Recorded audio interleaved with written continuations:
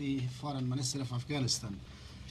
He will introduce and will say a few words on the subjects that you are interested. And then if you have any question, His Excellency will be glad to answer.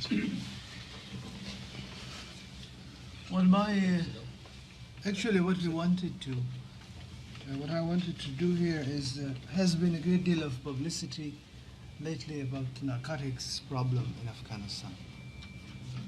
And since I was here for the General Assembly, I wanted to say a few words about how we try to cope with the problem.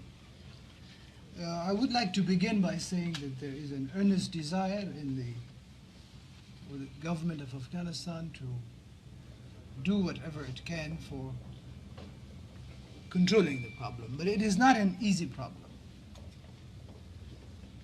There is, in the last year and a half, we see there is an increase in the traffic of drugs through Afghanistan, because some measures have been taken in Turkey to control it, and some measures have been taken also in Iran to control it. As a result, we feel that the international drug traffickers have zeroed on Afghanistan more than before. The government of Afghanistan, we have appointed 2 committees last year to deal with the problem from its different aspects. One committee is responsible for the security, the control of this, in other words, fighting the crimes of growing the plants, or of trafficking them through Afghanistan, or making commerce them. That would mean it has a responsibility for the investigation in the field. It has a responsibility for the custom houses where these things are being trafficked. And it has also a responsibility for seeing to it that adequate laws are being enacted in order to secure and efficient control of the problem. We have even gone to the degree that the Supreme Court of Afghanistan, which is responsible for the administration of justice, has, on the request of the government of Afghanistan, established a special court to deal with the problem of narcotics. And at the moment, there is even a training program for the judges and who would have to deal with these problems, because this is the type of a problem which was not known before to our people, so our judges have very little experience in this. In many of the courts, the training of the judge, his intuition, his experience with the type of crime that is before him helps a great deal. So for this purpose, there is a training program now, and I think some of these young judges are coming to the United States to have training here. We also found out that while the traditional law of Afghanistan, which is based on Islam as common law for Afghanistan, while that law is basically against the taking of narcotics because it is related to the same field of like alcohol. You're not supposed to lose your mind, so you're not supposed to use drugs or alcohol for that purpose. While this is the basic attitude of Islamic law, which is the common law of Afghanistan, the problem has developed now in a more complicated way. So this basic principle, which is embodied in the Islamic law, cannot take care sufficiently of all the variations of this crime. Because of this, we thought this committee, which is headed by the Minister of Interior or Justice, I don't remember very well, but this committee is trying to help with the drafting of a code. And as we went along, the research proved that this would be quite an interesting document after we completed, because the efforts of this type, having an independent code for it, are not very many in the world. There is the other committee which is responsible for some social and medical aspect and commercial aspect of the thing. This committee is going to deal with the substitute crop problem, how the people of the areas in which opium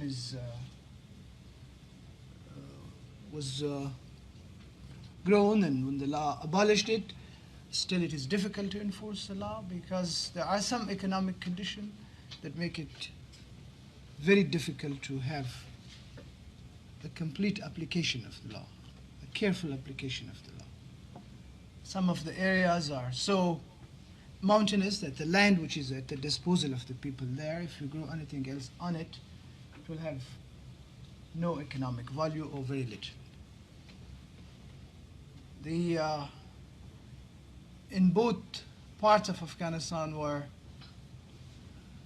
the opium was, there was a possibility of the growing of the opium, and where law has forbidden it, they're very poor from the viewpoint of economic development and very difficult from the viewpoint of having access to it because they are mountainous areas.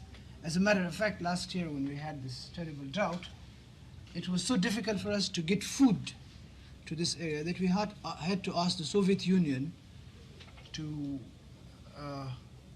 allow us to send some of our relief material to them through the territory of the Soviet Union, because from that side it is easier across the river to give these things to them. And this year we have a program to do this before the winter closes in. For about 8 months of the year, and in some areas even 9 months of the year, it's very difficult to have access to these areas. It is on the way to China. It's near our border to China, and on the other side is the Russian border. So this other committee will be dealing with the problem of finding a substitute crop or finding a substitute way of life for these people.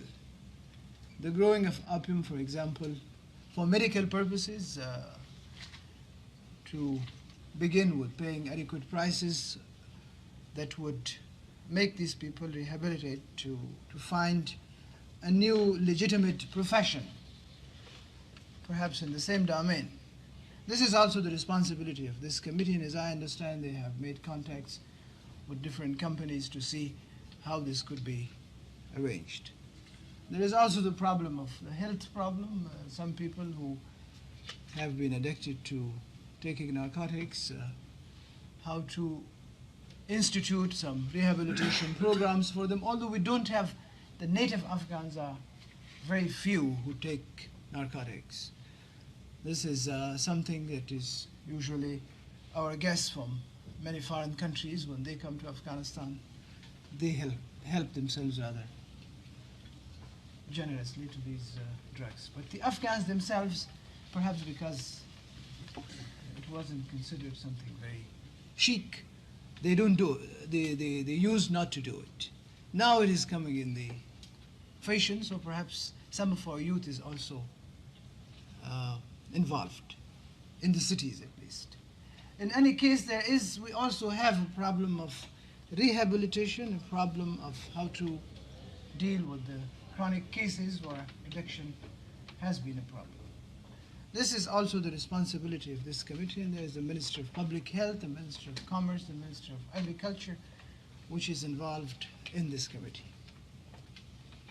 Now, in order to make the work of these two committees effective, we in the Ministry of Foreign Affairs had to provide little coordination work. As a matter of fact, I have been saying to myself that in the last year I have been a minister of wheat and fertilizer and narcotics, because we had a drought, a very severe drought. We had to cope with that, so we had to assemble some help, and that was the Minister of Foreign Affairs had to do it. Then we had a problem of the drought again. We had to use whatever water we had in the best possible way, so we had to search for fertilizer, which we didn't have. And the narcotics, the government of the United States, Federal Republic of Germany, England, even Italy, all these countries which are, the Narcotic Bureau has also been very generous in offering its help, at least in the technical assistance side of it. Ambassador Schuman, who is the head of this organization, he came to Afghanistan, and I had personally a meeting with him. My colleagues met him, and then it was decided upon that he should send a technical mission for survey to see these areas for themselves, and then also to organize a little plan. What we are aiming at is that with the help of the United Nations and other friendly countries, Afghanistan should be able to prepare this year a blueprint of a plan for how to fight narcotics, that is the growing, the taking, the sending, the trafficking of narcotics. This, as I understand now, when I was not in the country, one mission composed of 2 people have gone there. I think there was a legal expert and also a technical expert on another side of the narcotics problem. They have been to Afghanistan and have paid a visit. In the meanwhile, there was the United Nations conference in Geneva. There was this conference on some proposed amendments to the single convention.